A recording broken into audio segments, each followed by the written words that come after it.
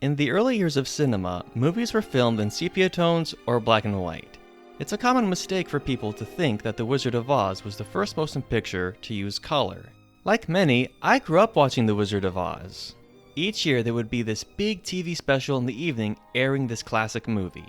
It celebrated the magic and nostalgia handed down from generation to generation. Now, most people aren't well versed in older movies and what came out first and when. It actually wasn't until the 60s that black and white film was no longer the prominent choice in Hollywood. But since the beginning, filmmakers were trying to capture the real world in motion picture. In some cases, they used a single color filter to paint a scene with emotional subtext. Some movies were filmed in sepia, and then each frame of film was meticulously painted over to provide color. Animation was also quickly advancing into the spectrum. So color in movies shouldn't have been completely foreign to audiences back in the 1900s. So why is The Wizard of Oz often a point of reference for color film? Well, The Wizard of Oz came out in 1939, which was an important time in history. America had been going through the Great Depression for around a decade. The nation was ravaged with unemployment. Their parents' generation was recovering from the First World War, with a Second World War looming in the horizon. One of the few things many people had to escape the troubles of those times was the cinema. For 2 hours you could go into a darkly lit room and be caught up in a made-up story. Maybe a romance, or an upbeat musical.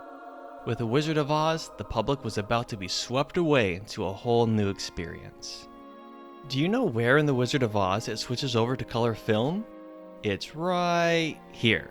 To achieve the effect of Dorothy walking out of sepia into color, they set the camera behind this sepia-colored wall of the house, and had a stunt double of Judy Garland wear a wig and dress that was sepia-colored. She goes over and opens the door, moving out of frame.